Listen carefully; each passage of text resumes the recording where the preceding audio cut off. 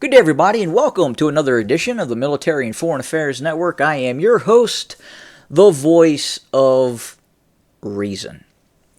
Today, we are continuing our ongoing coverage of the war between the Russian Federation and Ukraine. So, first, before I start coverage of the ongoing conflict, I had the opportunity to engage in a conversation recently with what I would define as a low information, diehard supporter of continued U.S. support for the Ukrainian state. And this person asked me, well, why don't you support Ukraine's right to defend itself? And I absolutely support Ukraine's right to defend itself. They absolutely can, just not with my money. And he was kind of taken aback by that. And he goes, well, what do you mean, your money? It's everyone's money. I mean, everyone has to. We did this during World War II. Well, no, not so fast. World War II was World War II. This is something that is much, much different and has a much more nuanced history that you probably aren't aware of. And then I asked that question, well, what do you know about the history of Ukraine? What do you know about the history of its relationship between Russia, the eastern regions of Ukraine? And he really couldn't tell me anything because he didn't know that history. And then I brought up the issue of money. I told this individual that over the summer I had the opportunity to drive hundreds of miles through what you would call the Midwestern United States. And I had the opportunity to go through many small towns. And many of these towns that once had thriving small businesses, thriving small restaurants designed to facilitate interstate commerce, traffic, those are all gone. All those businesses have been destroyed by the lockdowns. The U.S. government, the Biden administration, in locking down the United States, destroyed hundreds and hundreds of small businesses, annihilated them, and they're all gone. And many of these towns are now dying. And it's not talked about. It's not discussed in the mainstream media. Could that have been prevented? Could an infusion of cash have prevented the destruction of those small towns, all those livelihoods? Traditional America, gone.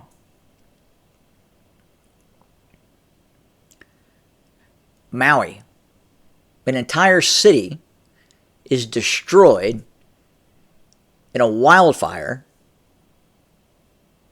that in all probability was caused by left-wing environmentalism politics. What did the United States do for Maui? They gave $750 to each resident of that city. Lahaina.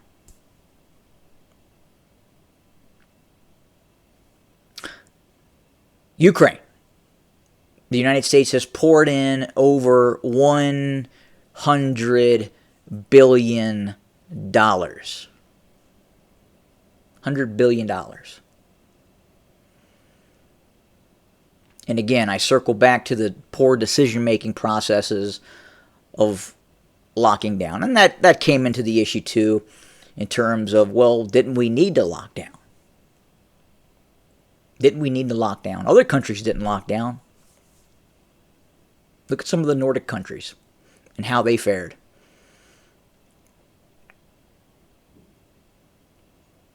How many vaccinations and how many boosters did you get? Did you receive? And how many times have you gotten COVID? Once, twice, 3 times? Right. So anyway, again, as I compare and contrast the outflow of treasure to this very corrupt nation state that really serves no viable purpose for the United States. And the only thing I can really envision is that the current president is under blackmail from the Ukrainian security services because of his crackhead son taking millions and millions of dollars from Ukrainian businesses. And the punk card was pulled. And here we sit. Over $100 billion. But American small towns destroyed. Poor decision-making processes. A city burnt out. Each resident gets a measly $700. You could have rebuilt that city, Lahaina, 2, 3, 4 times over already. And yet, Ukraine is more important than individuals here in the United States. It's ridiculous.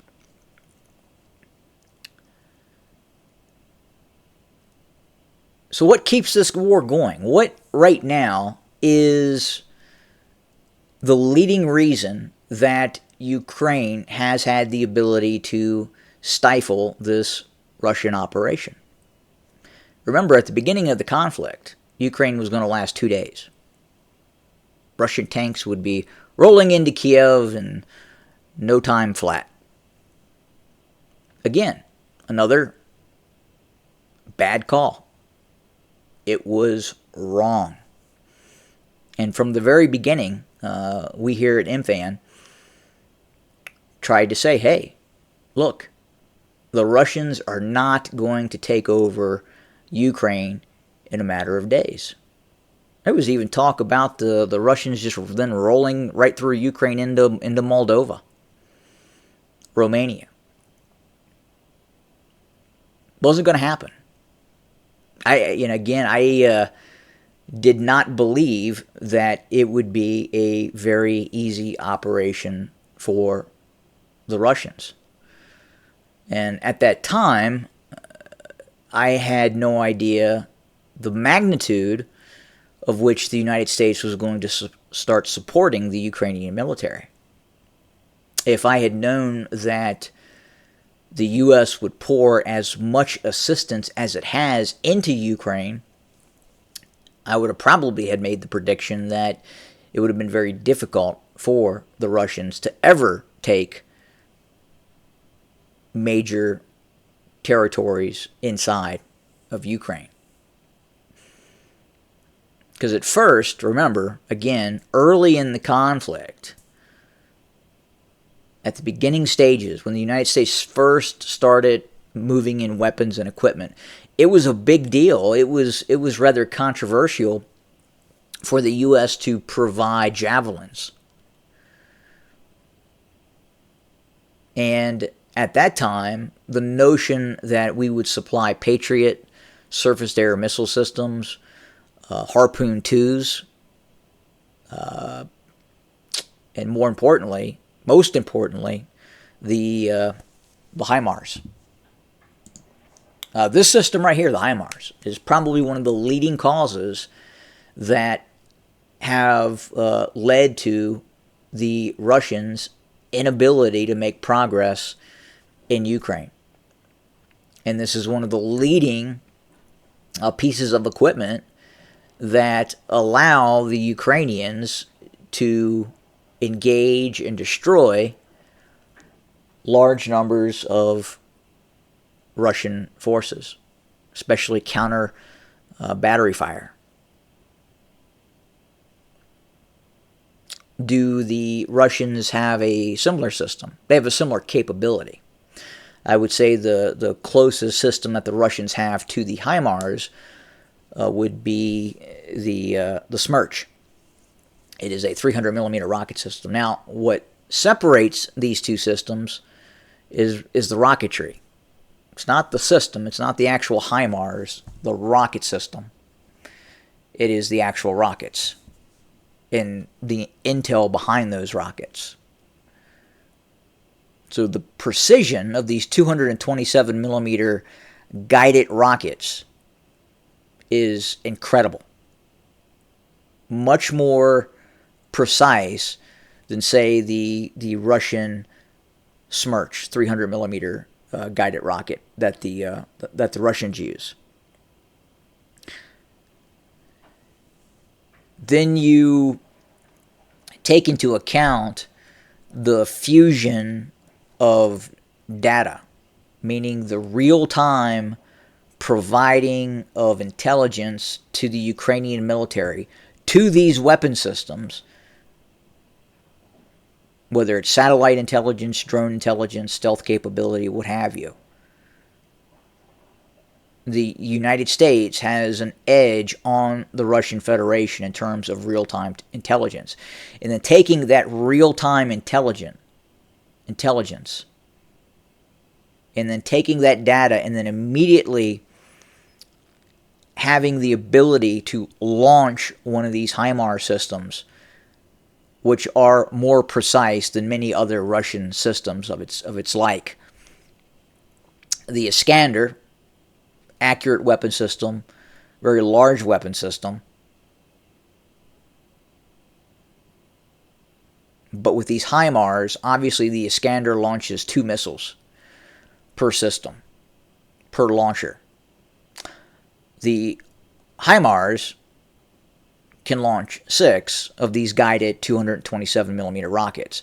Their ability to shoot and scoot is also better than, say, a Russian Iskander. But again, the Iskander is a strategic weapon. The HIMARS is a battlefield weapon, a tactical weapon. But it can hit, it does have strategic capability. It's dual use. And again, I would argue without these HIMARS, and dozens have been sent, hundreds of these guided rockets, thousands of these guided rockets have been sent to the Ukrainians via the United States and other European allies have sent these systems to the Ukrainians. I would argue that without this one weapon system, these HIMARS, the situation on the ground would look a lot different.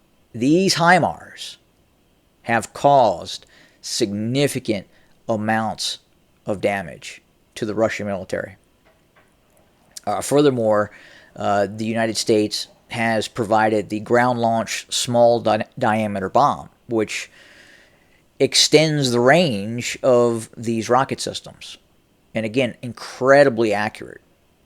I would argue much more accurate than anything the Russians currently possess. You're looking at a CEP of about 1 meter on these systems. And obviously you can go and you can look online and you can watch videos of these HIMARS strikes. Incredibly precise weapon systems. Where's the war at today as we speak? Well, not much different than it was yesterday. The front lines, as the Ukrainians continue their counteroffensive or attempted counteroffensive, again, I argue has failed. The move on Verbova by Ukrainian troops has failed again. We have received numerous reports of columns of Ukrainian armored vehicles that have tried to move on Verbova have been destroyed. And again, the salient, the pocket that has been created by the Ukrainian militaries or allowed to be created by the Russian military, it's difficult to ascertain which is which at this point. But again, very little movement in what is happening on the ground.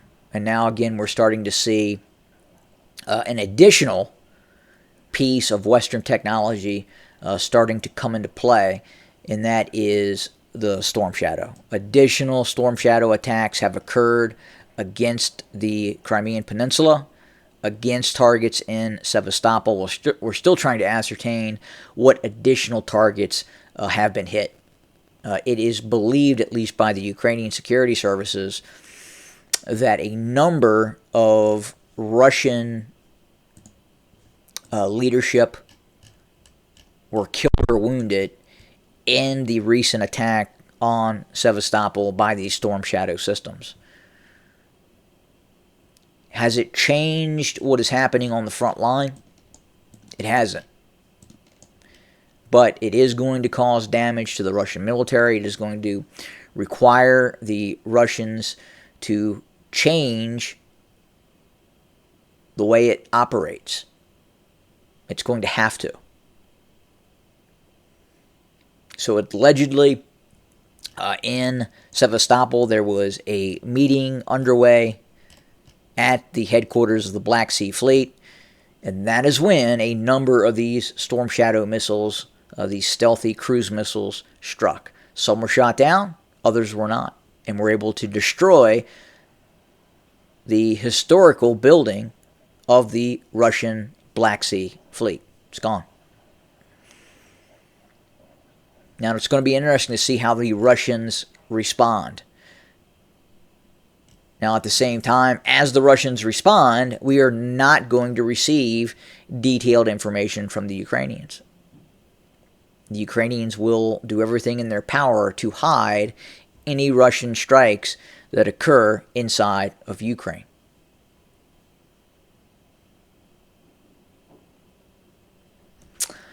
So that's where we sit for today. We will continue to monitor and report what is happening on the ground. As always, thank you for joining us today. More to come very, very soon. Have a good day.